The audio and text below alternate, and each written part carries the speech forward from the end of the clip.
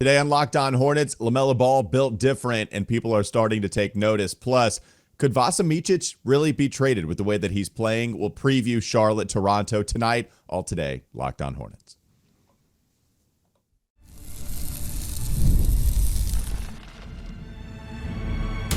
You are Locked On Hornets, your daily Charlotte Hornets podcast.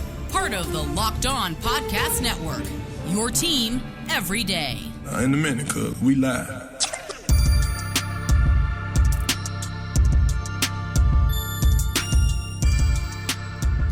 It's Locked On Hornets, part of the Locked On Podcast Network. It's your team every day. Thanks for making us your first listen. We're free. We're available anywhere you get your podcast, and that does include YouTube. Of course, we got to help the people that help us. Your favorite podcast now has a newsletter introducing the Locked On Hornets daily newsletter. One stop for ultimate team and league coverage delivered right to your inbox. Sign up for free now at LockedOnDaily.com. That's LockedOnDaily.com. Start your day with the all-new free Locked On Hornets newsletter. This episode also brought to you by Game Time. Game Time? Game Time. Download the Game Time app, create an account, use code LOCKEDONNBA for $20 off your first purchase. There's Doug Branson. You can find him on his Substack, everyhornetsboxscore.com. You can text him. You can find his sub-text information there as well. And you can also check us out on YouTube, by the way, where Doug is wearing that Atlanta Braves hat straight up. But that's America. That A stands for America today. And you've got all your voting stickers. You did your civic duty, it looks like there, Doug Branson. Yeah, get out there, early vote. Or vote on voting, or vote on voting day. Vote on election day. Just get out there. Vote on. Have your voice heard. Just vote, man. I made sure I banked my vote early, baby. I got that vote in there too. Yes. Vote Micic. Please do that for the people. I'm Walker Mail. Listen to me, WFNZ, every weekday from 12 to 3 p.m. LaMelo built different, Doug. That's the first bullet point. People are starting to take notice, and we can go to Miles Bridges, who has always known that. But even he talked about how different LaMelo is this year compared to other years. I know you have the quote from Miles, one of LaMelo's best friends. What did Miles have to say about his I guess coworker, his guy that he's been balling with since? we usually say teammate in sports, but I like the idea that they're just like grabbing coffee in the in the break room. Mm-hmm. Coworkers. What does he have to say about LaMelo? He's paying attention to detail. I bet, by the way, before I get to this quote, I bet you're loving that I'm back on the show, right? Like I take a day off.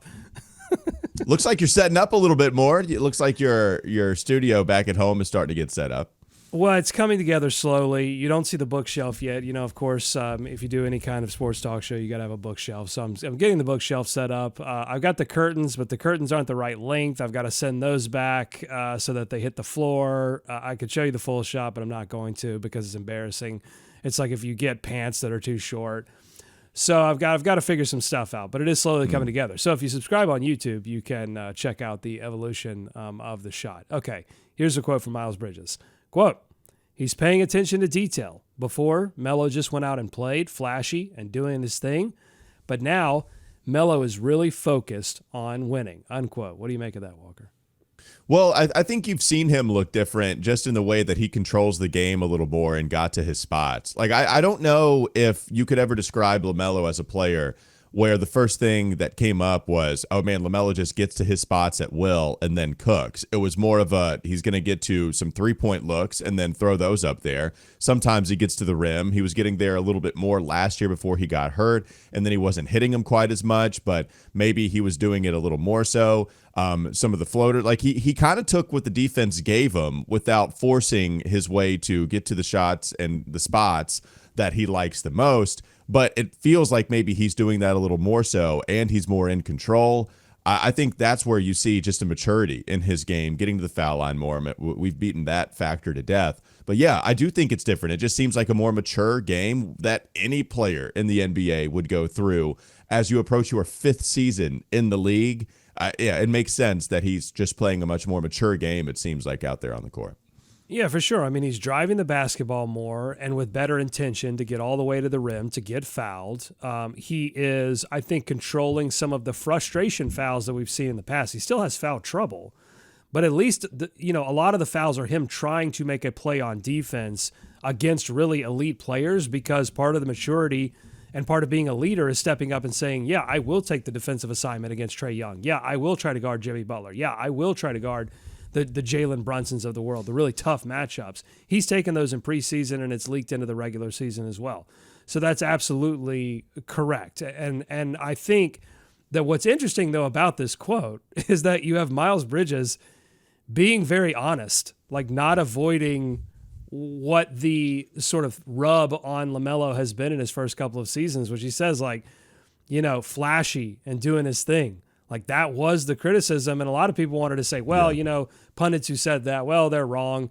He is committed to winning. And here you have Miles Bridges saying, well, in the first couple of years, maybe that wasn't always the case. And now he's turned to leave. So, you can always count on Miles for honesty. Well, yeah. Well, and now people are starting to take notice because Lou Williams, I know that there's been these LaMelo, like, little tiny topic debates. We know how this goes in a daily podcast. When we go to the content, we go with the rapid fire topics. You pin one thing against another, and that's what Lou Williams did. It's what Chandler Parsons did. I know you know the show, but they talked about how LaMelo Ball is a very good player in the league right now. The show is called FanDuel TV's Run It Back, and it does feature coworkers Lou Williams and Chandler Parsons. You like that a lot. Coworkers was fun for you. It tickled me. It tickled me.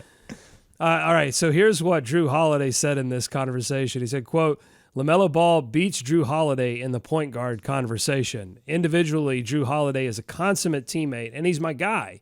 But when we're talking about individual talents, Drew Holiday is not better than LaMelo Ball is as far as what they bring. Walker, do you agree? Okay. Is LaMelo Ball the better point guard than Drew Holiday? Oh, God. Yes, I would take LaMelo right now for sure over Drew Holiday. Drew Holiday, very different type of player, right? Because you're talking about him being the defensive stopper, the spot-up shooter.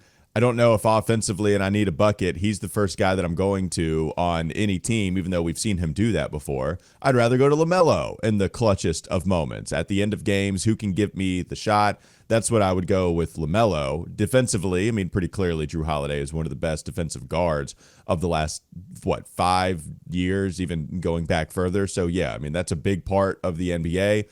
So Drew deserves a lot of shine there. But even still, yeah, I agree with it. I think... I don't know why Drew Holiday, I guess, was brought up in their specific conversation. I wonder if you were just bringing Drew Holiday up as the best player that LaMelo was better than. So I don't know why Drew is a part of this. I don't know why we just decided, hey, here's somebody. We're going to pick him and say LaMelo is better than him. But okay, sure. I think the real conversation is, how many other young point guards that are competing for a top 15, top 20 spot, how many of those players should we pin against LaMelo? And are we going to have a different player of the week? Is this going to be a player du jour type of thing? So, yeah, sorry to Drew. Yeah, I don't know why you're catching strays. I don't know why you were the topic of discussion here. But LaMelo is better than Drew Holiday. Run it on the bottom line. All right, so Walker thinks that Drew Holiday better than LaMelo Ball. Let me give you a rundown on some of their hardware. So Drew Holiday is a 2-time NBA champion. He's a 2-time NBA All-Star. He's a 3-time NBA All-Defensive First Team. He is a 3-time NBA All-Defensive Second Team and a McDonald's All-American in 2008. LaMelo Ball, a 1-time NBA All-Star and a 1-time NBA Rookie of the Year. Now, Drew Holiday has some years on LaMelo Ball, and he's played for some really, really good teams. Because, if you put Drew Holiday, here's the real test, I think. If you put Drew Holiday right now on the Charlotte Hornets and take LaMelo Ball away and give Drew Holiday the pieces that LaMelo has had to play with in these first 3 games, I don't think that the Hornets are 1-2 with I think it's under 3-point margin of defeat. I think it's minus 2.7 is the margin for them. I think they're probably 0-3 with a margin of negative 15. I think they're getting smoked because the Hornets have needed every bit of the 31.7 points per game that LaMelo Ball is averaging right now. And they've needed all of both his sizzle and some of the mature stuff that we've been talking about. They've needed every bit of that from LaMelo Ball. And so, yeah, I mean, I agree that just on pure talent alone, if I were building a team and I needed a point guard and for some reason my only two options were Drew Holiday and LaMelo Ball, yeah, I'm taking LaMelo Ball every single time. Yeah. LaMelo Ball he's still got a lot of work to do though if he wants to, I think be ranked overall when both guys in their career be ranked with Drew Holiday. Would you take Vasa Micic or Drew Holiday? I'm taking Drew Holiday every time. All right. With that being said, coming up next on the Locked On Hornets podcast. Bees everywhere! All right. Since Doug thinks Drew Holiday is better than Vasa Micic, could you trade one for the other? All right. Maybe you don't bring in Drew Holiday, but do you want to trade Vasa Micic, and what kind of value could you get in return? Well, there is another guard that could be out there that maybe, just maybe, you'd be able to land if you wanted to send out Vasa Micic. We'll tell you who that is coming up next on the Locked On Hornets podcast. This episode is brought to you by Game Time. Game Time? Game Time? Game Time has a new feature called Game Time Picks that makes getting tickets to see your favorite teams play live even easier. Game Time Picks filters out all the fluff to show you only incredible deals on great seats, so you don't have to waste time searching through thousands of tickets anymore. Game Time Picks curation makes it easier to save more on sports, concerts, comedy, theater, and more. All-in pricing is a feature that shows the total up front with no surprise fees at checkout, and you get Game Time ticket coverage. Your purchase is covered with the most flexible customer service policy in the ticketing industry. Take the guesswork out of buying tickets with Game Time Picks. Download the Game Time app, create an account, use code LOCKEDONNBA for $20 off your first purchase. Terms apply. Again, create an account, redeem code LOCKEDONNBA. Locked On NBA for $20 off. Download Game Time today. What time is it? Game time? Game time? More Locked On Hornets ahead. Just like the injury report from Chili Willy, we are going right back to Reddit to steal more content. Doug, help us out with this Micic trade. No, we're sharing. It's called sharing. It's the same thing that all these AI companies are doing. They didn't go and steal everyone's intellectual property. They put it in a giant vat and mixed it all up with everything else and, spit out some words. Okay, so we're going to spit out some words here from Reddit user JBro85, who asks a very simple question. Is Russell Westbrook worse than Vasa Micic?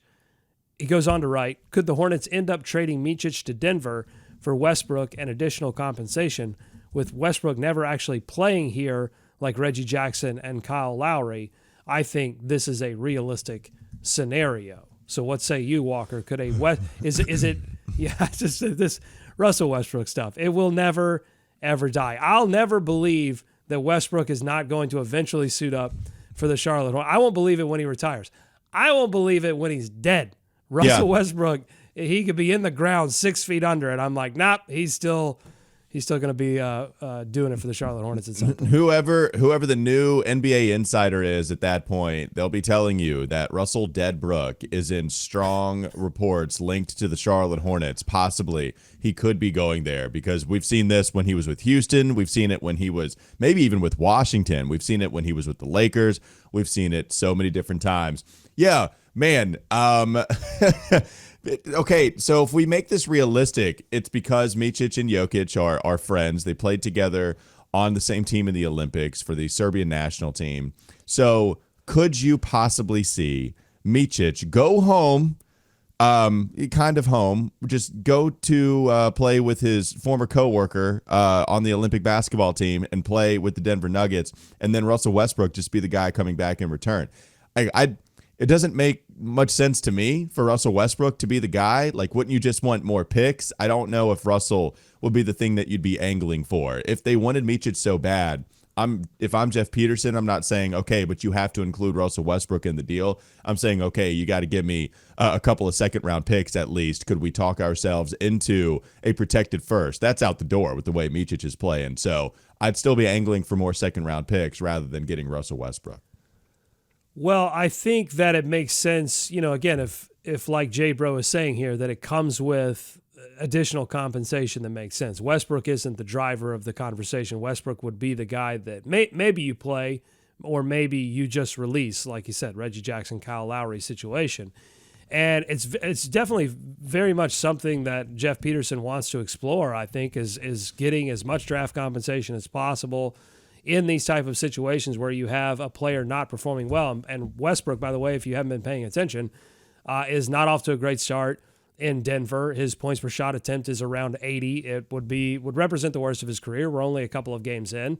But also, Jokic is frustrated with the Nuggets start. I think they got a close win against Brooklyn last night, but they haven't been off to the best start. And Micic and him are friends. And I also saw video of Jokic. I don't know if this was after the game or before the game, but meeting up with Bogdanovic, who was also on the Serbian national team, plays for the Nets, and they had this exchange that was caught on camera that was essentially them like tampering with each other, like saying, "Hey, go get your GM and tell him to trade you to the Denver Nuggets." So obviously, like, Jokic is frustrated, and I think from Jokic's perspective, you could very much see him being like, "All right, listen, we're not going to be title contenders this year, so let me just play with my buddies for a year, and then we'll figure it out in the offseason."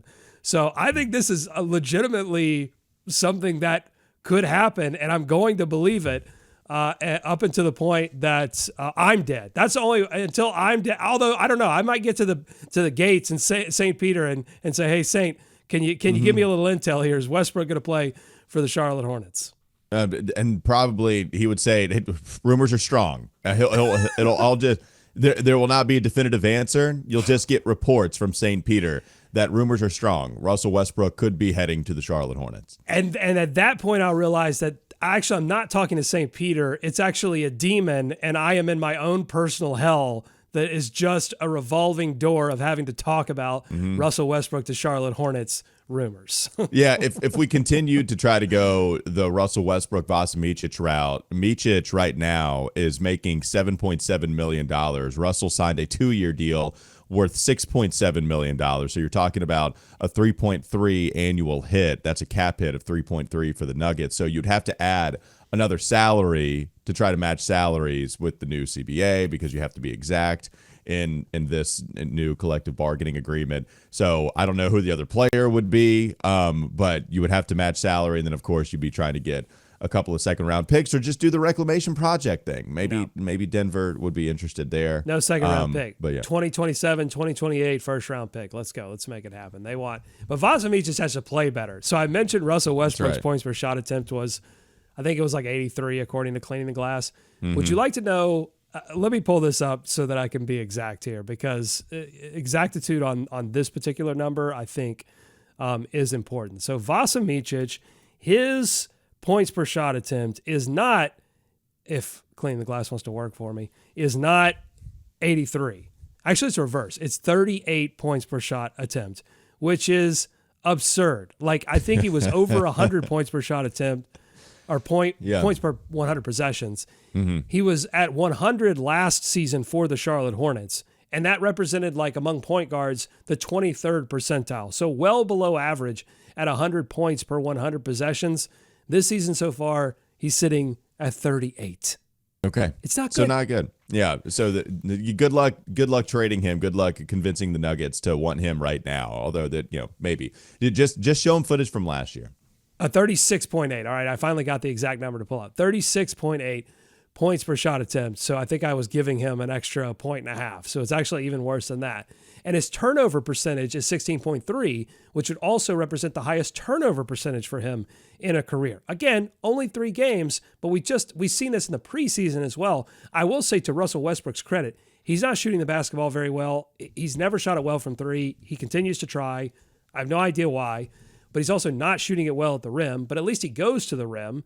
And he is passing well, and he's not turning it over. So even if you were to say, well, maybe the Hornets trade for Russell Westbrook and they have to play him, honestly, I think it would still be a better situation than what they've got with Vasa Micic right now. Yeah, right. I guess in the theory with the philosophy that it can't get any worse, usually you end up getting an answer for it can't get any worse, but maybe that's the case here with Vasa Micic. All right, coming up next. Maybe Micic gets better. Maybe Micic gets better. That's if you were to argue against this, you would say these numbers are so extreme, even though you don't have a ton of evidence because Micic just came over to the NBA, but he's older. But it's like, are these complete outlier numbers?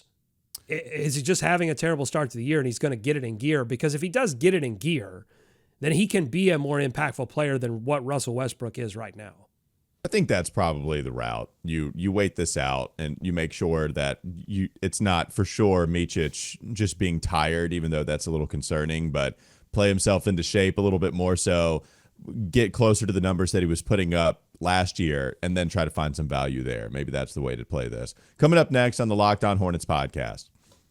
Bees everywhere! The Hornets play the Raptors tonight. They've had a few days off, but not anymore. They have Toronto tonight, and then they have a back-to-back against the Celtics on Friday and Saturday. We've gone through the must-win scenario. We have some news regarding the Raptors on the injury front. Also, same with the Hornets. The injury report is out for the Hornets against the Raptors. We'll go through that in just a moment and preview that game on LOH.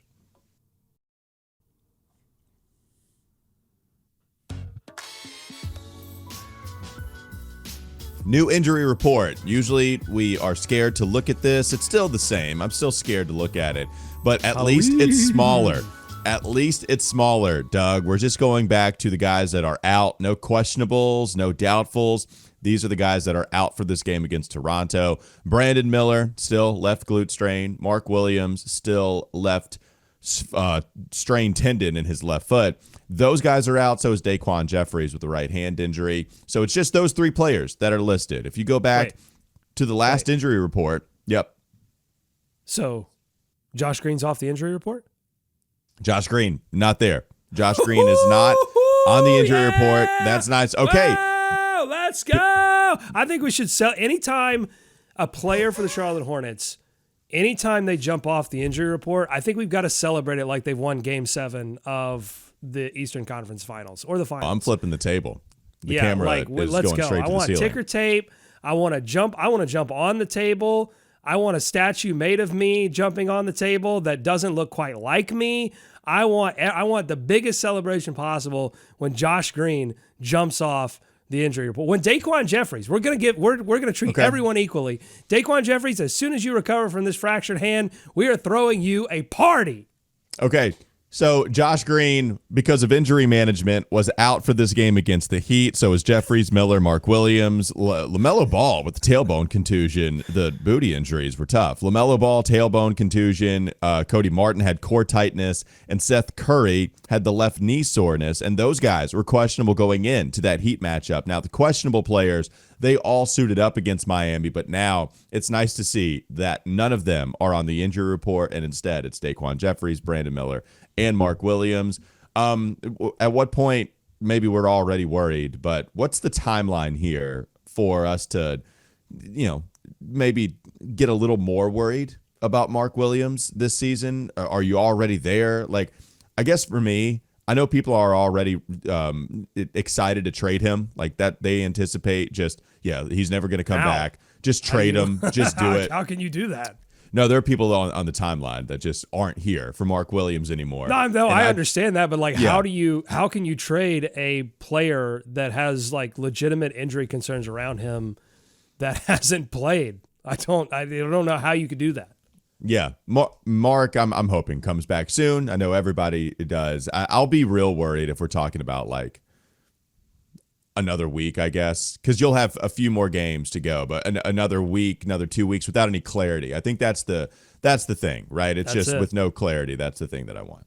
That's it, because again, this feels like a replay from last season where it was like, well, it's a back injury, but what kind of back injury? What's the deal? Why can't he get back on the floor? And there was just no solid information coming out about it. And then later we would find out that he would go to test it and it wouldn't respond.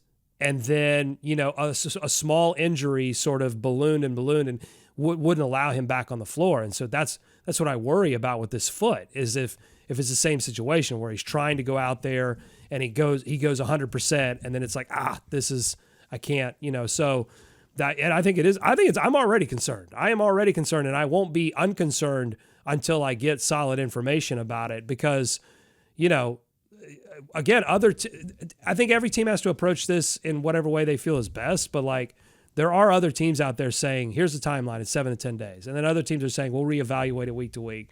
So until we get some clarity on that, I'm not going to be concerned, or I am going to be concerned.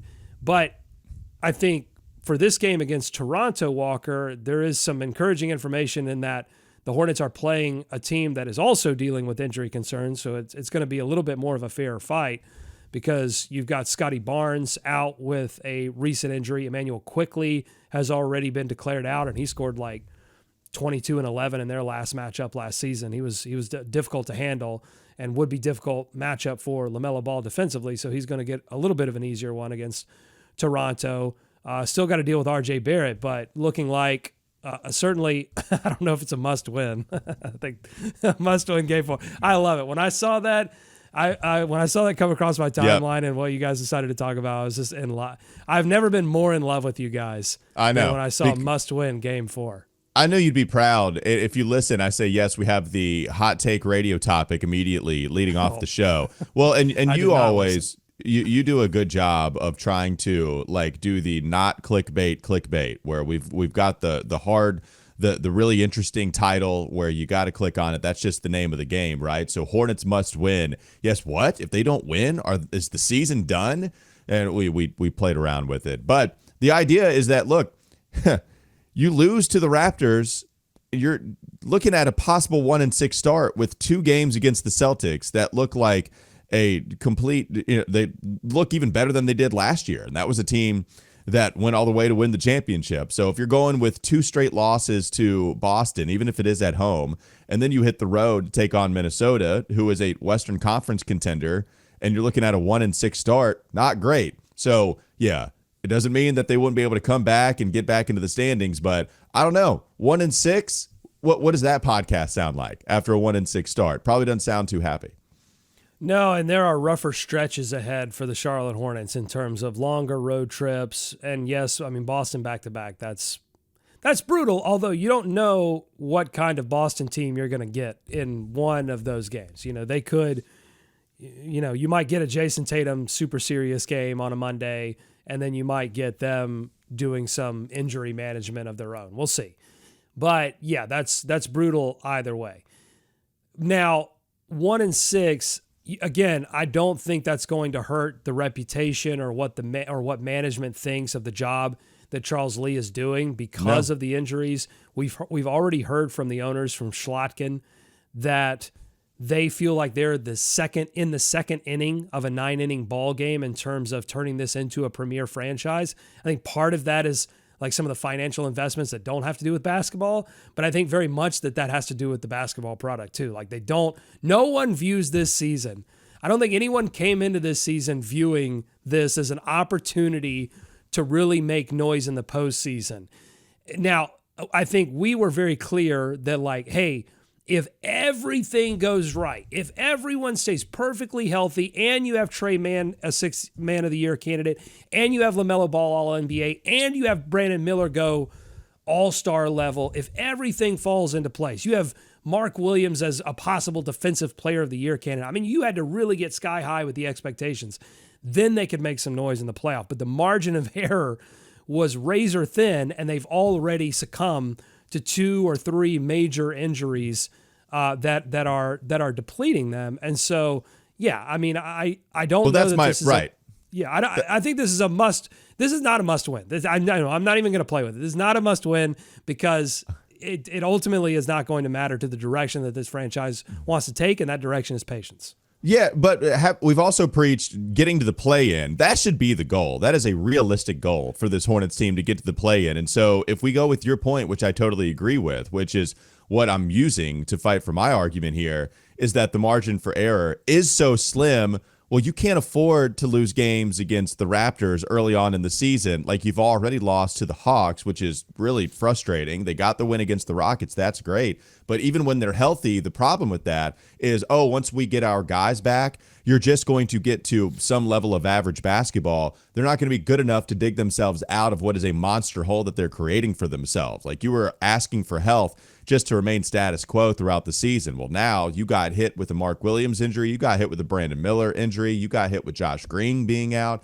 So now, okay, you're already working with a short hand, and that's really frustrating. Even still, 1-6, I also am not trying to just paint this doomsday picture because that's not the case. You're right. I don't think it's going to spell doom from the get-go for Charles Lee. Oh, he's not the right coach. This team is no good. Look to be sellers at the deadline. But if you really were wanting to get to the play-in, then yeah, you're already not off to a great start. Maybe you go on a 3-4 game winning streak. That's great. But you mentioned there are rougher stretches. So the margin for error, it's slim. And when you don't take care of the games that you should be taking care of, even here, Scotty Barnes not playing, Emmanuel Quickly, even if you don't have Mark Williams, even if you don't have Brandon Miller, like this should be a game at home on 3-4 days rest that you take care of. And if you don't, yeah, it's going to be a bad loss. It might not be a must win, but it's certainly a bad loss if they don't get it done. Well, it's going to be a test for their defense. It's going to be a test for their rebounding because, some injuries for Toronto, but one guy that's healthy is Jakob Poeltl, and he's averaging almost 12 boards a game. Toronto's fourth in the league with 48 rebounds per game. So this is a team that doesn't mess around on the boards. And the Hornets have been doing a good job in terms of offensive rebounding. They've made that a focus. But you have to be able to finish defensive possessions as well and not allow a team that's hobbled to find some strength, because too often the Hornets have gone into these games against teams that were also injured and allowed bench guys to get off. So, you can't allow that to happen. You've got to really put your foot down early against this team. Limit the turnovers. I mean, the turnovers and defensive rebounding, I think, have been, you throw in shooting occasionally, have been weaknesses for the Charlotte Hornets. But you really got to focus on the turnovers. Toronto is still, with all of the changes, they haven't really lost this identity as a team that likes to disrupt defensively. They're going to try to do that. They've got Davion Mitchell now. That was something I discovered when I was doing the preview. I'm like, Davion Mitchell. Did you see DJ Carton got some minutes in the last game? Yes, the Summer League, definitely not hero, but a once upon a time member of the Hornets, DJ Carton, got some minutes against the Nuggets for Toronto. That's great. And as I dug into the Davion Mitchell, because I was curious, how did he get from Sacramento to Toronto? It was in a deal in exchange for Jalen McDaniels, who went to Sacramento and then was traded to the Spurs, who released him. So that's right. Because I was R.I.P. I know, Jalen dude, we were McDaniels. huge fans of Jalen McDaniels. I don't know what happened. I haven't dug that far into figuring out where the downfall was. But that's tough because I really liked him. Yeah, same here. I really like Jalen McDaniels too. All right, well, just one key real quick, because all we did was talk injuries and then must-win stuff. We did hot topic radio stuff. That's all we do on this show is talk injuries. Really quickly, just this is a game where you need to crush the bench. I mean, this is a game you have the better depth. You have Grant Williams. You have Seth Curry if he doesn't start again. But even if Seth starts, you're talking about Trey Mann coming off of the bench. Just crush the bench, because last game against the Nuggets, it was Abaji who scored 15 points in close to 30 minutes, but everybody else was scoring 4, 6, 8. So, not a terrible bench performance, but this is one where I would love for Trey Mann to just take over. Grant Williams coming off of the bench, hitting a few threes. You need to punish them when they go to their second unit. I'll tell you something else. If Vasa comes out and misses 3 3-pointers and slings 3 turnovers, I want to see Nick Smith Jr. Talked about that yesterday. Yeah. Yeah. At this point, what are we doing? Unless you really are invested in trying to recover him for some kind of trade scenario, there's just no excuse not to play Nick Smith Jr. at this point. Yeah, and we talked about that yesterday. Nick Smith Jr., I just wonder what Charles Lee is doing with the young guys, because you went to Salon, but I think it's pretty clear Charles Lee is favoring the vets. He wants to win these games. He's competing, and that means no time for NSJ, very, very little time for Tijan Salon. So I don't know what it would take to put NSJ out there, especially when they are a little healthier and Brandon Miller is back. It's tough to see the path for minutes for some of these young guys. So for sure. Yeah, no, that I totally agree with that. I'm talking in this particular situation when you've got a couple guys out and Vasa is not. Now, I think, again, it would be better for the Hornets if Vasa figures this thing out. That would be the better route for them to take. But if that's not going to be the case, then I don't, because right now what's happening is you see that start from Micic, and then he just goes to the bench, and Charles Lee leans on Seth Curry more, or he leans on Cody Martin more. And so I think that is a little bit of early season, I've got to lean on my vets, I've got to try to go win a basketball game. But if you need some offensive punch, I don't know why, you don't try Nick Smith Jr. for 8 to 10 minutes in the back half of this game. All right, that'll do it for Locked On Hornets. Thanks for making us your first listen. We're free. We're available anywhere you get your pods, and that does include YouTube. Go check out Doug's Substack, everyhornetsboxscore.com. And I'm Walker Mail. Listen to me on WFNZ every weekday from 12 to 3 p.m. Go out and vote. You have less than a week to do so, whether it's election day or whether it's voting day or whatever we want to talk about at the beginning. What was the thing you called it at the beginning of the show? Vasa Micic, I said. Vasa Micic too, yes. But also, listen, you vote and take a coworker with you to vote. Got to take a coworker. And check out my coworker Substack one more time, everyhornetsboxscore.com. All right, have a great rest of your day. We'll be back with you tomorrow to recap the Toronto Raptors game.